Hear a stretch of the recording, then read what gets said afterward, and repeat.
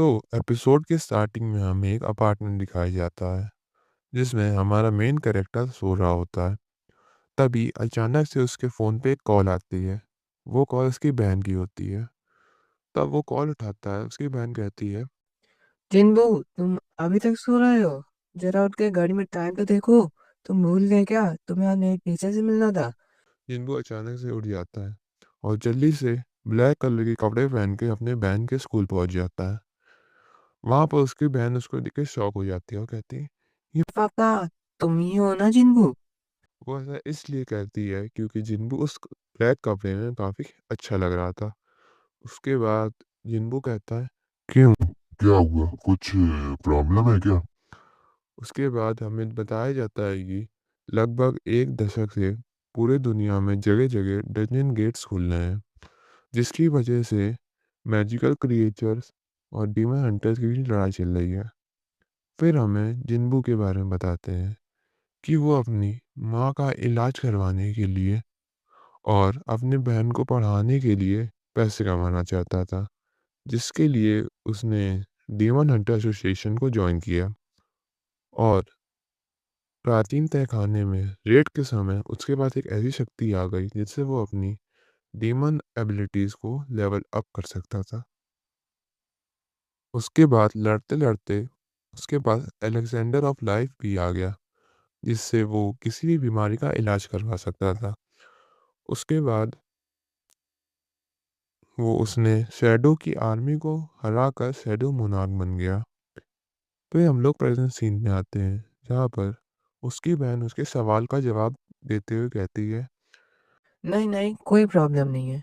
उसके बाद जिन्बू कहता है तुम कह रही थी ना कि ब्लैक कलर का फिल्म पहन के आना, मेरे टीचर्स मिलने हैं। जिन्बू की बहन कहती है। चलो, देर सही सही, थोड़ी अक्ल तो आई तुम पे। उसके बाद वो दोनों जाने लगते हैं।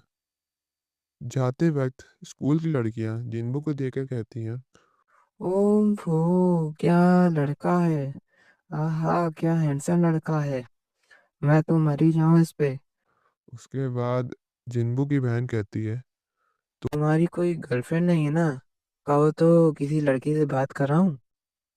फिर वो दोनों जिन्बू की बहन के टीचर के पास पहुंच जाते हैं। उसके बाद उसकी टीचर उसकी बहन की काफ़ी तारीफ करती है, जिससे जिन्बू काफ़ी खुश हो जाता है। उसके बाद उसकी टीचर उससे पूछती है क्या जब जिन तुम्हारी बहन की हंटर एबिलिटी एक्टिवेट हो जाएगी, जब क्या तुम उसे हंटर बना दोगे? तो जिन्बू उस पर मना कर देता है। और सीन हमारा शाम को शिफ्ट हो जाता है, जहाँ पर एक लड़की को दिखाया जाता है जो लिफ्ट से उतरती है और तभी सामने जिन्बू आ जाता है। जिन्बू उसे एक पिक्चर दिखा के कहता है क्या तुम इसे जानती हो? वो पिक्चर इसकी बहन की होती है। तो वो कहती है हाँ। हाँ, ये तो मेरे स्कूल में पढ़ती है। तब उस पर जिन्बू कहता है कि तुम हंटर एसोसिएशन को छोड़ के अपने स्कूल में ध्यान दो, जिस पर वो लड़की मना कर देती है। उसके बाद जिन्बू उसे अपने साथ चलने को कहता है। फिर हमारा सीन एयरपोर्ट पर शिफ्ट होता है, जहाँ पर रैंक ए डंगजू का वेलकम करते हुए एक आदमी खड़ा होता है। वो आदमी कहता है वेलकम होम सर, जिस पर डंगजू अपने घर की काफ़ी बुराई करता है। उसके बाद डंगजू ये मालूम चलता है कि वो किसी से मिलने आया था। उसके बाद हमारा फिर से सीन शिफ्ट होता है डंजन गेट के सामने, जहाँ पर दो आदमी जिन्बू का वेलकम कर रहे होते हैं और वहाँ पर उसके साथ वो लड़की भी होती है। जब वो बात कर रहे होते हैं, अचानक से एक आदमी आता है डंजन के अंदर से। और तब जिन्बू उसके बारे में पूछता है, तो बताते हैं कि वो एक रैंक ए हंटर है जो कि उनके साथ जाएगा और वो इनकी टीम का लीडर भी है। फिर जिन्बू सोचता है कि मैं तो इस लड़की को डराने आया था, अब अगर ये भी साथ जाएगा तो फिर ये तो डरने से रही। उसके बाद वो लोग अंदर चले जाते हैं। उनके साथ 10 लोग होते हैं, एक rank A hunter, 5 rank B hunter और 2 रैंक सी हंटर और जिंबू और वो लड़की। जैसे ही जिंबू उसके डंजन के अंदर जाता है तो उसे कुछ अजीब सा फील होता है और अचानक से वो डंजन का गेट रेड कलर में बदल जाता है और वो लोग अचानक से किसी बर्फीली जगह में टेलीपोर्ट हो जाते हैं। तब वो रैंक ए हंटर बताता है कि ये रेड गेट था।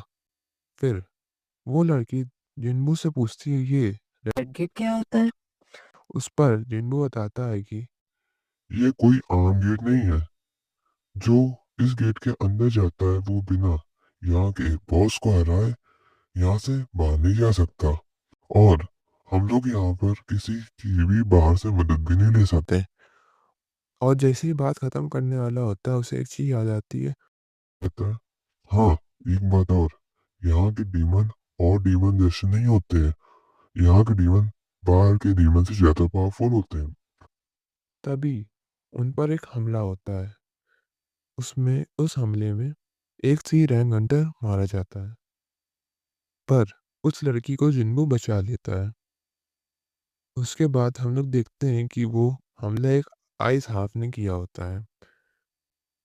उसके बाद rank A Hunter rank A Hunter team को दो पार्ट में डिवाइड कर देता है जिसमें एक में वो खुद लीडर होता है और दूसरे में जिंबू होता है।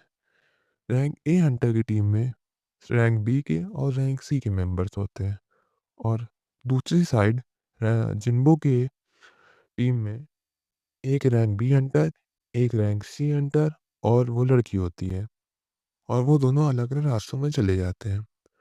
फिर हमें दिखाया जाता है कि रैंक ए हंटर को एक पेड़ में एक पंजों निशान मिलते हैं और वो सबसे कहता है कि समझ रहे हो इस पंजे का निशान, इस पंजे का निशान का मतलब है कि आसपास कोई आइस बियर है।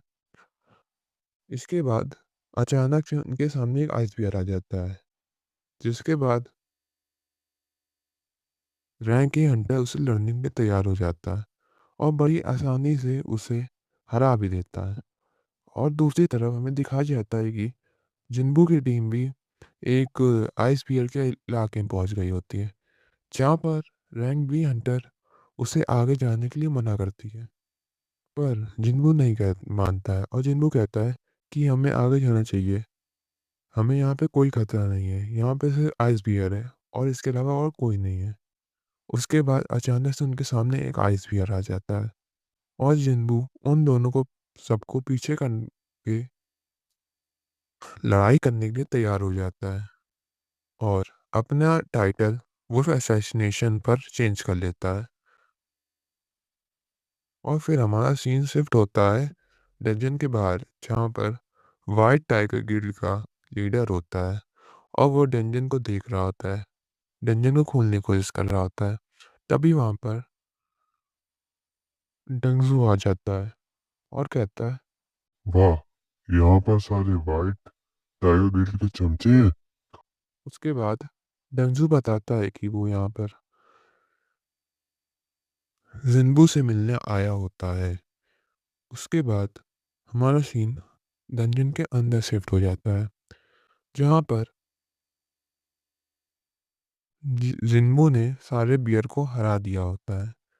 उसके बाद सारे लोग रात में उस बियर के मांस को पकाकर खाने लगते हैं और जिन्बू शाम की दौड़ पर गया होता है और हमें दिखाया जाता है कि जिन्बू आइस बियर के केक के सामने खड़ा होता है और अपनी शैडो आर्मी को बुलाता है जो कि वो पहली बार यूज़ करने जा रहा होता है।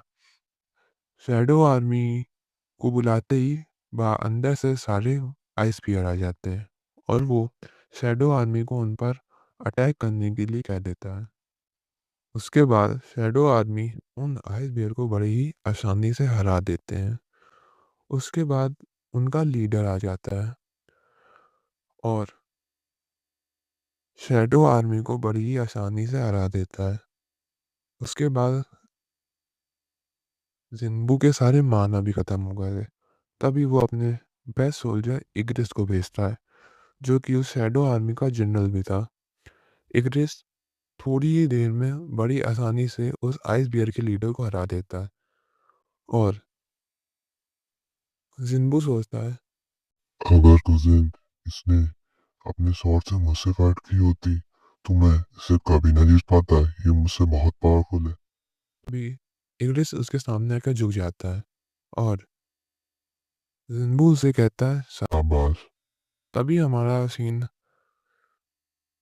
रैंक ए हंटर की टीम पर शिफ्ट होता है, जो कि एक लड़ाई में हार गई होती है।